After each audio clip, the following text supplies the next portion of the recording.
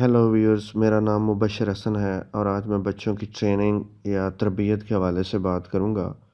बाज़ लोगों को ये फ़नी लगता है, उन्हें मज़ा आता है किसी छोटे बच्चे को उसके कलर, रंग की बुनियाद पर या किसी और जिस्मानी ख़ामी की बुनियाद पर उसके गलत नाम पुकारना और इवन उसे उन नामों से ताने देना।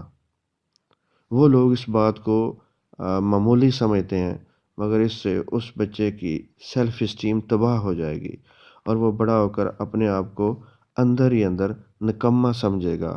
वो ये भी बिलीफ बना लेगा कि वो डिज़र्व नहीं करता कि लाइफ में उसे अच्छी चीज़ें मिलें। 10 साल की उम्र तक 60% बच्चे रह जाते हैं जो अपने बारे में गुड फील करते हैं, यानी उनकी सेल्फ इस्टीम अच्छी होती है।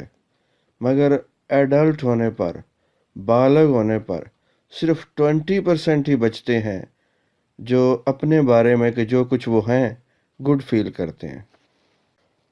अपने बच्चे के जो काम आपको पसंद आए उनकी खुलकर तारीफ करें और जो काम नापसंद हों उसे वजाहत से बच्चे को बताएं कि वो काम क्यों नापसंदीदा या गलत है।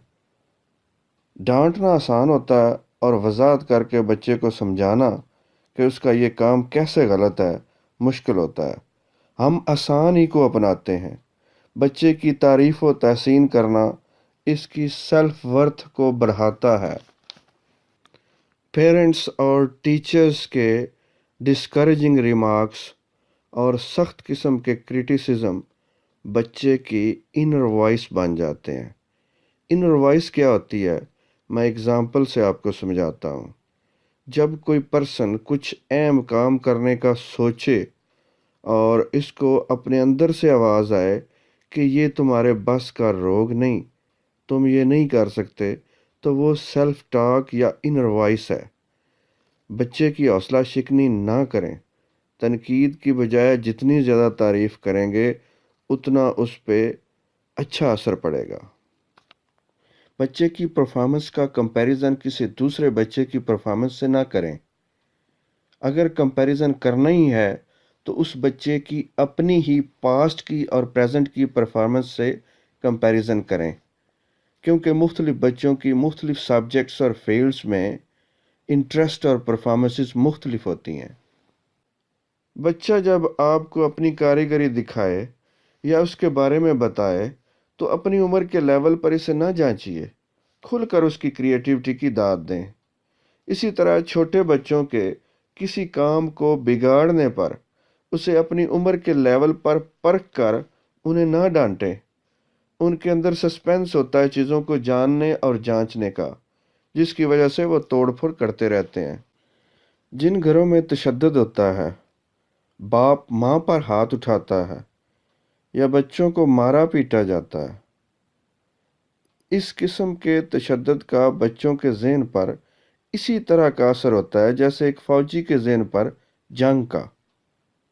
जब वो मौत के मुंह से जिंदा निकल कर आता है और गोलियां, बारूद और इंसानी लाशें और अज़ाब कदम कदम पर देख चुका होता है और वो ज़हनी मरीज बन चुका होता है। बच्चों की गलती को जर्नलाइज ना करें। जो काम उन्होंने गलत किया है उसी को गलत कहें।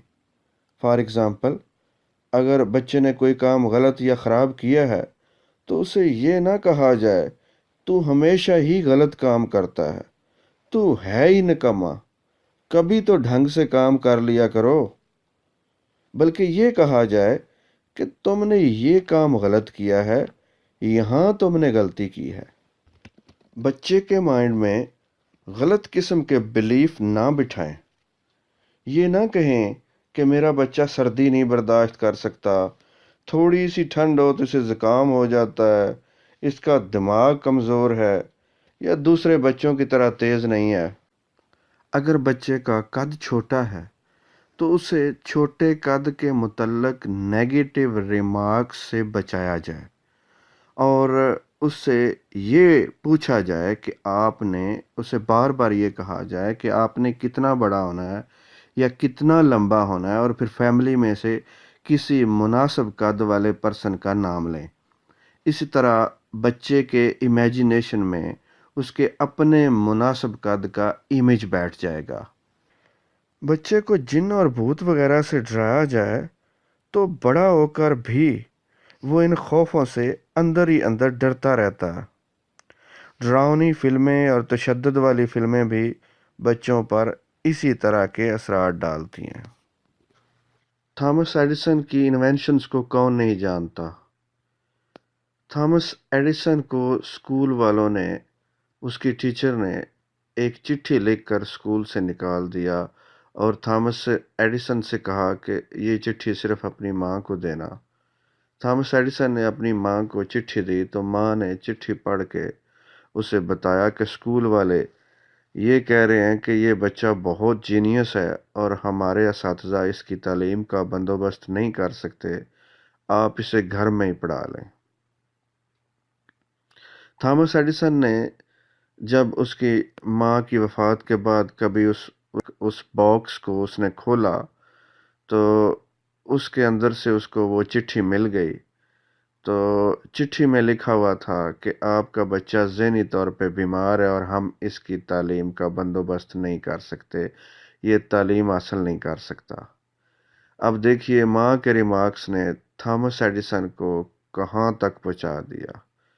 اگر ہم کسی کی خامیوں کو بار بار پوائنٹ آؤٹ کرتے رہیں، اس کا سیلف کانفیڈنس تباہ ہوتا جاتا ہے۔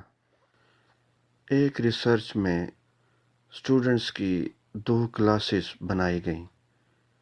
ایک کلاس میں انٹیلیجنٹ اسٹوڈنٹس کو شامل کیا گیا اور بی کلاس میں ڈل اسٹوڈنٹس کو۔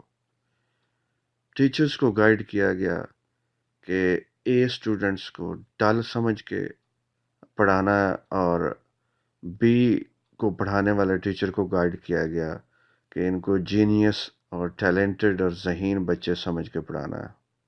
2-4 ماہ بعد جب ٹیسٹ لیا گیا تو جو ذہین بچے تھے جن کو ٹیچر نے ڈل اسٹوڈنٹس کی طرح بیہیو کرتے ہوئے ان کو نالائق کہتا رہا اور نالائق سمجھ کے پڑھاتا رہا، نالائقی کے ریمارکس ان کو دیتا رہا، تو ان کی کارکردگی پہلے سے کافی کم ہو گئی۔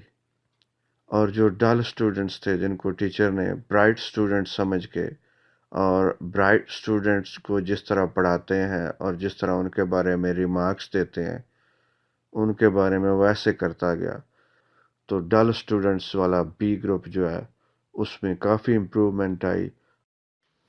اگر آپ کو یہ ویڈیو پسند آئی ہے تو کامنٹ کریں اور لائک کریں، شیئر کریں، اور اس طرح کی مزید ویڈیوز دیکھنا چاہیں تو میرے چینل کو سبسکرائب کریں۔ Thank you.